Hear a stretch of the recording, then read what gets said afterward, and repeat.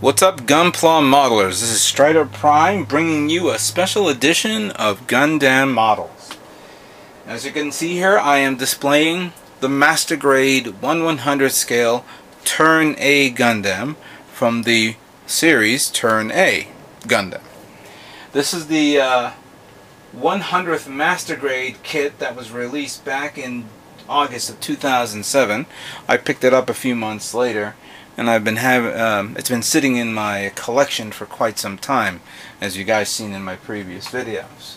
This kit was designed by Sid Mead, the guy who was credited for the designs for Aliens, Blade Runner, and Tron.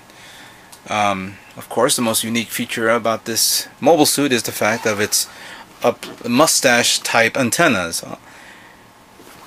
The Master Grade version of this kit, as you can see here, is one of the most unique kits out there.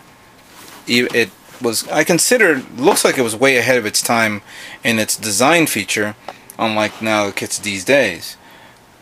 As you can see here, this has a lot of detail and a lot of panel lining. This comes with, of course, the two beam sabers, a beam rifle, the signature beam rifle, the beam shield, and of course the Gundam hammer, which I don't understand why they call it a hammer. It's more like a mace, but that's what they call it. This Master Grade kit comes with this, of course, signature gold-plated MG, but I guess that's just some sort of optional thing that they add. But let's see what this kit has to offer.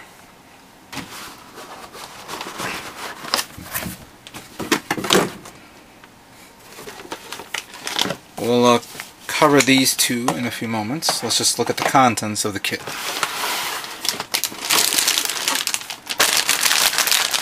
As you can see here, so far it only has 4 different colors: white, a charcoal gray, red, but very few parts in red, very few parts in yellow, and blue, which is basically the front chest unit of the kit. Now, even though this is a very big and box, I'm noticing that there's not a lot of parts here. Mainly because I think this kit does not start out with a skeletal structure as previous Master Grades. I think that's an okay idea. We didn't see that much of a skeletal structure in the animated series. Whether this is a good thing or a bad thing, it's totally up to debate. This kit also comes with some flyers and leaflets, especially was previewing, of course, 00 Gundam before it came out, and of course some other stuff here. It also comes with decals and chains. Now here's something that I've noticed right off the bat. This kit does not come with decals for the eyes. The reason for is that the clear parts here has the eyes already rounded out, and then there's the actual part that will go right over the eyes, so you don't have to paint it. Not like how I used to do, where I cut the eyelids off and put it on and then paint the sides. Okay, so we'll just keep this on the side for now, and let's review these books. We'll start with this one first. This is a some sort of special edition anniversary type book commemorating the Turn-A Gundam. Some nice production photos here, and actually this is not actually from the series. This looks like somebody drew it. Very nicely done. Here's, of course, a kit review of the Master Grade Turn-A. If I knew Japanese, I would like to know what it says. Here's a more technical drawings of it. Especially it's where it says design and development. It's pretty nice. Here's the cast and characters of the Turn-A series. I have to admit, the series is great. I actually had to watch it twice, and I wouldn't mind watching it again. The soundtrack is amazing.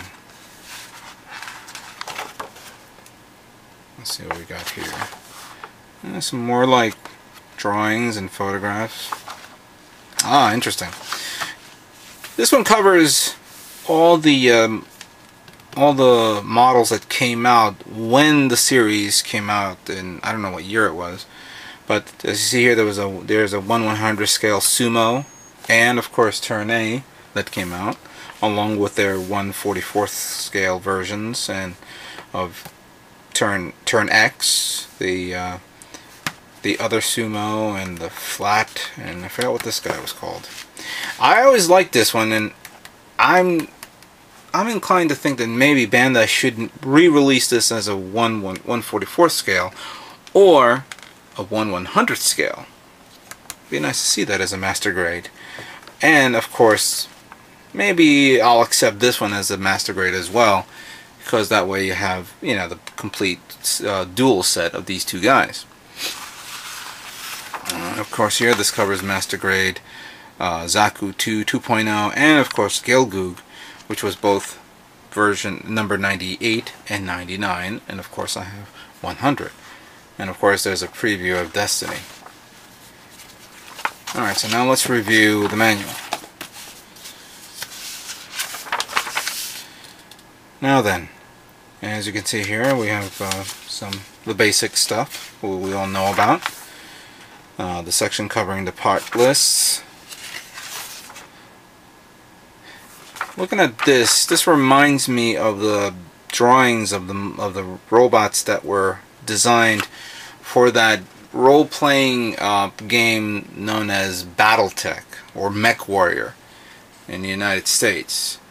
I remembered seeing those books with the designs of different types of mechas, or I forgot what was the actual term at the time, because they never called it mobile suits.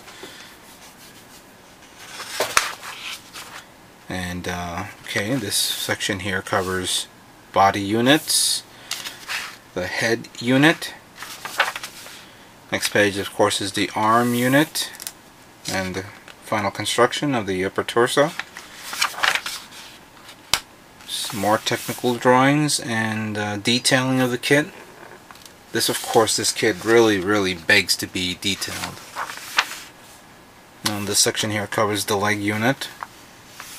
Clearly you can see there's barely that much internal armor, internal skeletons to build, where you can actually remove the armor and expose the internal parts. So this is just a basic kit, Master Grade kit, but I'm assuming it's a very durable kit.